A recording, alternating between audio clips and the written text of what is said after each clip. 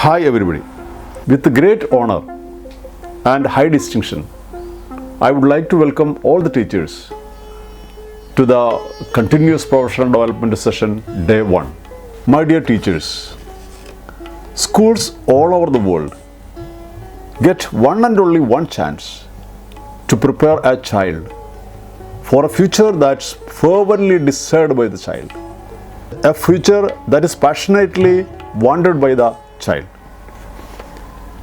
It's a mind-boggling fact that each child spends 15,000 hours in the hands of teachers when they complete 14-year-long school education. If this is a reality, we need to raise a $1 million question to ourselves. The $1 million question is, how the schools are going to use this marvelous opportunity to prepare the child according to the expectation of the child, according to the desire of the child, according to the dream of the child. Who will show them the uphill path? If it is not by the teachers, if it is not by the parents, who will show them uphill path? Where shall it happen? If it is not at the school, if it is not at the home, where shall it happen? When shall it happen? If it is not now, when shall it happen? Past became the part of history. We are not going to get it back at all. It's gone. But now is essential. Now, every now and then we are proceeding to the future. So we cannot wait. When shall it happen? It should happen in this second. At this point of time, I would like to draw your attention to the unusual and extraordinary story of a school which hails from Chicago, state of America. The name of the school is Naperville Central School. In fact, it's not a single school. Naperville School is having 14 branches in the Naperville district of Chicago. Altogether, there are 19,000 students studying in 14 Naperville schools. Let's analyze the unusual and extraordinary success story of Naperville School. 97% of 8th graders of the Naperville schools participated in TIMSS examination. What is the expansion of TIMSS? TIMSS in international mathematics and science study. 97% of the students of Naperville 8th graders took the test TIMSS and they were emerged as the first in science all over the world. The students from a particular school occupied the first rank in science stream all over the world. And in mathematics they occupied 6th rank all over the world. So the educators all over the world started astonishing. What is happening in Naperville School? Why Naperville School is showing such a kind of advancement and magnanimous performance? What is such a secret? So they started revolving around the schools of what? Naperville. Even a panel of 13 researchers being formed. They started revolving around what? Naperville schools. And finally they identified. The story is being explained in a book entitled as Spark. It is written by John Grady. So what is the question now? The researchers are so curious to know what is the secret of the success. Not only having this academic attainment, but the students of Naperville School were having one more advancement. They were very healthy. They were free from the neurogenic illness like depression, anxiety, ADHD conditions, and they were free from early kind of diabetics. They were free from premature blood pressure. They were free from obesity. They were so healthy.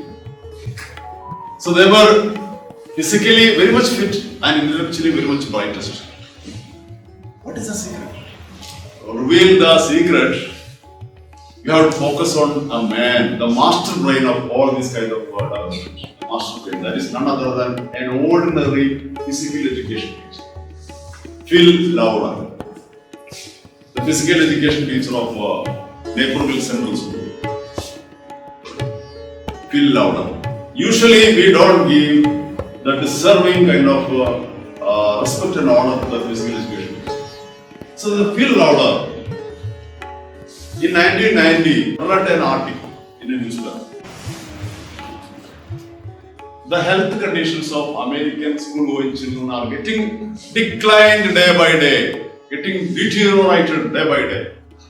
So this struck the attention of Phil Lauder. There are 50 million school-going students in America. So their health is at risk. This struck the attention of Phil Lauder. He started thinking about, critical thinking started. Why this is happening? As a physical education teacher, what he can contribute in this direction? So he started reading a lot of books. He started researching about what he can do. Finally, he proposed an idea out of his knowledge and information he gathered. That is to have a 45 minutes learning readiness PE 0 just before the academic session. Just before the academic session, a 45 minutes aerobic exercise for all the students. This proposal was shared with the school leads and they accepted it as an experimentation, as a pilot project in the central school first. And it was appeared to be very much acceptable for the students because students became very active. And their academics improved, their reading capacity improved, their comprehension improved, their analytical ability improved, their interpersonal ability improved, their cognitive abilities, all aspects improved. Lot of changes were there, and they became very healthy also. So this practice, this Phil Lauder made a consortium of all the PE teachers of all the branches of the schools, all the 14 branches. And this practice was shared, transferred to every other school as well. And when the years passed, the students were identified as physically very much fit and intellectually very much brightest compared to all the other schools in America. Alright? So Phil Lauder is the master. The story not finished. In course of time, Phil Lauder identified that in 2000, year 2000, 13 people were given Nobel Prize, out of which one was Eric Kandel. He grabbed a Nobel Prize for what? In the brain there are 100 billion neurons. Neurons are responsible for our intellect. His very focus was when we are learning something new, when memorization is happening, what biological process is happening in the brain space. He identified when a new information is given to us. We are teachers, we should know the art behind the memorization and the thought process and all know. We are the authentic person to know that. When, for example, this is a new word for you, Naperville. First time only you are hearing now. Even the pronunciation is a little bit as not to be expected. Naperville, lay only we can say. Anyway, Naperville. If this new word is given to you, what will happen? In the brain, some neurons will be connected. A neurocircuit will be formed. A neurocircuit will be formed. To accept the Naperville, the new word, new information, a neurocircuit is formed. When I speak in the mind, what is the energy change happening? Sound energy is changed to electrical energy. Please give pause. What is the deepest desire in human nature? Deepest desire. See, every human being has 16 basic desires. That is psychology. 16 basic desires. Out of which the deepest desire is what? Your big appreciation. The deepest desire in human nature is none other than appreciation. When we are speaking in the mind, sound energy is changed to electrical. That means audio signal. Sound energy is changed to audio signal. Like that, The Naperville is being received in what? Neurocircuit. In the neurocircuit, a glutamate electrical signal will be formed. That is the Naperville. Naperville is now what is? A glutamate electrical signal. So that signal is stored in this neural connectivity. In the neural connectivity. Okay, so this is how the memory is being processed. So for every new information, what will happen? A new neurocircuit is formed. And it will be glutamate electric signal. Today evening, if I am asking you, what was the name of that school? You will try to recollect it, but most of you might have forgotten. Isn't it? As I repeated it many times today, you will recollect it for a few days at least. So, when we are not repeating, what will happen? The neurocircuit will fade, will become very weak, and the glutamate electric signal will vanish. That's why we forget it. The random access memory. This is the random access memory. RAM. So if you want to make it a long-term memory, what you should do? Either you should repeat it many times. Naperville. This is how we studied many things now in our young ages when we were doing schooling. Yeah, we repeat it. So the more you repeat, the more neural circuit will be empowered, strengthened, and reinforced. You snap back for a long time, and it will be shifted to the long-term memory. Some things will never forget. Another method of retaining memory is emotional. Emotional power should be added. That's why stories we never forget. Any story, once we repeat, you will easily say, yeah, I know. Why it is becoming to the long-term memory? Because emotional tapping. One more method. This is the method explored by Will Powder in Naperville. What is that method? That is none other than physical exercise. When we engage in physical exercise for 30 minutes to 45 minutes or 1 hour, what will happen in the brain? Lot of BDNF will be formed. So BDNF is brain derived neurotrophic factor.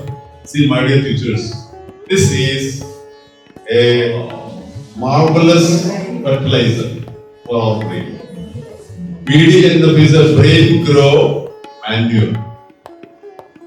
For the growth of a plant, what are all the requirements we know? Light is required, water is required, in addition to what else? Fertilizer is required. What is the appropriate role? Fertilizer. Like that, if a neuron is like a plant, the neuron needs fertilizer. This fertilizer is BDNF. When we are undergoing physical exercising, lot of BDNF will be produced in the brain. This BDNF will facilitate sprouting of new neurons. It will help to have the best connectivity of neurons. Neuron connectivity is knowledge creation in the brain. Knowledge building is happening through neurocircuit is connectivity. So that process of engaging 25 minutes learning readiness zero. Learning readiness zero. Immediately after this zero, this physical exercising, they were taught with the tough subjects, mathematics, science, and English, and also the neurochemicals like serotonin, dopamine, such happy hormones also produce a lot. So people become very stable, very happy, very celebrating, and very healthy, very receptive. So many such qualities are also developed. So now the Will Powder says that we create brains, and you teachers will build knowledge. We are creating brain cells, and you build knowledge. So that is the kind of combination. Okay?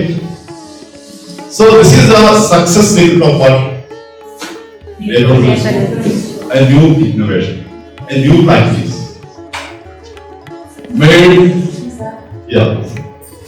Made a substantial kind of development and advancement. This practice made the fittest and brightest.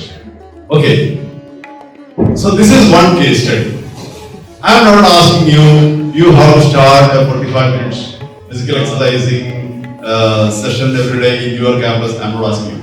What I am saying is, the The case study of one school, how the school is emerged as the attention of the world, focus of the world, focus of the educators. Because of some inherent or some indigenous practices, they learned from themselves. It happened from a very ordinary teacher. He is the master brain of all this development. Bill Lauder, he is an ordinary being. So anybody can. We all should become Bill Lauder. We all should take initiative to find out something in our life. So this is one case study. There are many case studies on methodology case studies in the world. Out of all the success stories of Naperville schools, what moral is evolving? There is a great saying, if you want to write a great book, you must first become the book. I repeat, if you want to write a great book, at first you should become the book. Yes, the story of the book, written by John Ratey, entitled as Spark, is the success story of Naperville schools. Naperville schools first became a story by themselves. Then a great book has been written about those schools.